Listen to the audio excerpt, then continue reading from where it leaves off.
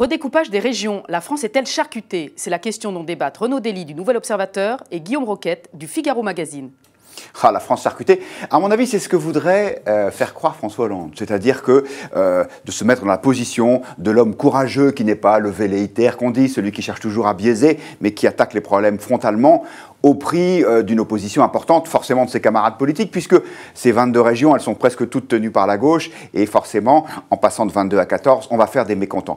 Je pense qu'il y a deux choses dans ce dossier. D'abord, il y a les modalités d'exécution. Tout ça est improvisé, c'est une évidence. Est-ce que ce sont les bonnes régions? Est-ce que c'est la logique économique? J'en suis pas sûr. Maintenant, sur le fond, souvenez-vous, quand Manuel Valls s'était installé à Matignon, il avait dit qu'il faut faire une grande réforme territoriale. Pourquoi? Un, pour simplifier le millefeuille administratif. Deux, pour faire des économies. Est-ce que ces objectifs sont atteints? Non.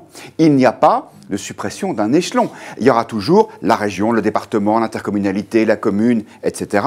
Ce n'est pas parce qu'on passe de 22 à 14 régions qu'on simplifie le dispositif. Donc, ça n'est pas un changement. Et est-ce qu'il y aura des économies? Non. Le patron de l'association des présidents de conseils régionaux a même avoué que ça allait coûter un peu d'argent parce qu'en fusionnant les régions, il allait falloir aligner les salaires des fonctionnaires et deviner dans quel sens on les aligne, par le haut évidemment. Non, je pense que vous êtes un peu sévère, parce que cette réforme, pour l'instant, ce qu'on en sait, ne soit pas parfaite, qu'il y ait certains découpages dans la carte qui est proposée par l'Élysée qui soient un peu surprenants, bien sûr, ça va être soumis au débat du Parlement. Il y a des choses sans aucun doute à modifier. Que ça a été en partie improvisé, que François Hollande ait pu, jusque dans les dernières heures, avec ses conseillers, avec les différents ministres intéressés, modifier certaines choses, c'est vrai, on ne va pas se voiler la face. Je pense que cette réforme, elle a quand même un grand mérite, tout simplement, c'est d'enclencher la marche avant. Voilà. Il est encore en première, peut-être bientôt en seconde.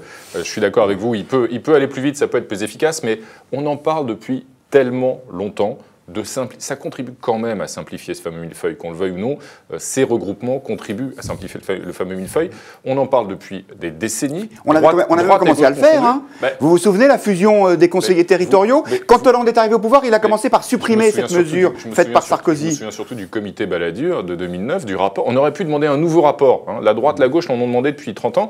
Et Nicolas Sarkozy, il ne l'a pas fait, ces fusions de régions. Il ne les a pas faites. Il y a eu ce fameux comité Balladur et ce rapport 2009 qui était intéressant. C'était des pistes intéressant, sauf qu'il y avait la crainte légitime, qui existe toujours d'ailleurs, qu'il y ait une rébellion dans nos vieilles provinces et qu'on n'avance pas. Quand on regarde suffisamment aujourd'hui, et l'opposition, souvent à raison, fait le procès du gouvernement en disant « Regardez ce qui se passe chez nos voisins européens, ils s'activent, ils réforment, ils bougent, ça bouge, la croissance revient, il y a des réformes de structure qui sont faites. Regardez ce que fait Matteo Renzi, regardez ce qu'ont fait les Allemands. » C'est exactement ce qu'ils ont fait. Ils ont fait cette réforme des régions. Matteo Renzi, il est en train de la faire au pas de charge, beaucoup plus vite encore que François Hollande. Donc, reconnaissons au moins ce mérite, c'est que sur ce dossier qui était encalminé depuis des décennies, on avance, on va dans le bon sens, tout n'est pas encore parfait, loin de là, mais il y a quand même à terme un objectif et de simplification et d'économie qui se concrétisera. Elle est formidable votre comparaison avec Matteo Renzi, parce qu'effectivement, c'est ça que voudrait accréditer cette réforme. Regardez, la France s'est mise en mouvement. Mais Matteo Renzi a bien plus réformé l'Italie en 100 jours que François Hollande en 2 ans. Il y a eu, c'est vrai, une simplification des régions en Italie. Mais Renzi, il a tout changé. Le code électoral, le code du travail, il a fait des baisses massives d'impôts. Moi, ce qui m'impressionne, c'est qu'il y a 2 semaines, même pas, il y a eu ce que tout le monde a appelé un séisme avec la poussée du Front National. Les indicateurs économiques sont catastrophiques. Il y a encore une hausse du chômage au mois d'avril. Au premier trimestre, il n'y a pas eu de croissance du tout. Et quelle est la réponse de la présidence de la République? C'est de fusionner le Poitou-Charentes avec le Limousin. Moi, j'en suis ravi pour les Limougeaux, si ça leur fait plaisir de passer sous la coupe de Ségolène Royal. Mais honnêtement, non, mais la réponse n'est pas à la hauteur, vous comprenez? On nous présente ça comme une grande réforme. À mon avis, c'est une diversion de plus. Il y a le pacte de responsabilité, il y a les lois de finances. Il y a des votes là, qui arrivent qui sont déterminants au mois de juin, il y a la loi de finances rectificative, il y a un certain nombre d'économies et aussi d'allègements de charges pour les entreprises qui se mettent en place. Ce n'est pas la seule réponse. Cette réponse-là n'est pas la seule. On a suffisamment. Le pacte de responsabilité, l'opposition explique au gouvernement, voilà, mais ce n'est pas une réforme de structure, ce n'est pas une de ces réformes qu'il faudrait, etc. Et tout.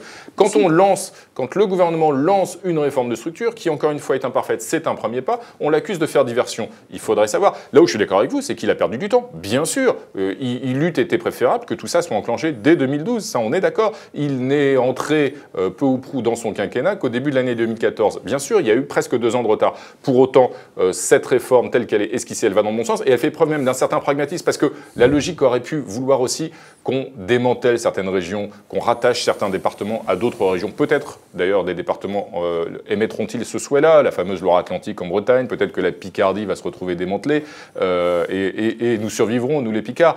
Mais si on avait commencé par là, si le gouvernement avait commencé par là, on sait que tout aurait été bloqué. Donc le fait simplement de fusionner, de rassembler des régions en conservant leurs contours actuels, me semble une mesure même assez pragmatique. Il y a à la fois du volontarisme, et on verra si ça se concrétise, bien sûr, on n'en est qu'au début, et il y a une forme de pragmatisme qui fait que tout n'est pas bloqué dès le départ. Il y a un mot que vous avez employé, un qualificatif qui me paraît tout résumé, ce sont des réformes qui sont esquissées. Encore une fois, il en va de même pour le pacte de responsabilité. Je ne critique pas la démarche, encore une fois, elle va dans le bon sens. Simplement, ce que je constate, c'est que ces réformes, elles sont insuffisantes, elles ne vont pas au bout. Le Parlement a son rôle à jouer. Oui, le Parlement a son rôle à jouer, mais je pense qu'il y a un contraste aujourd'hui entre la gravité de la situation et la timidité de ces mouvements qui, à mon avis, va se payer encore dans les urnes dans les prochaines élections. On ne peut pas à la fois accuser François Hollande de décider tout seul dans son bureau de but en blanc et de balancer un communiqué, et en même temps de dire la discussion est ouverte et les élus ont aussi leur mot, et les élus et les populations ont aussi leur mot à dire. C'est la raison pour laquelle je ne lui ai pas fait ce reproche.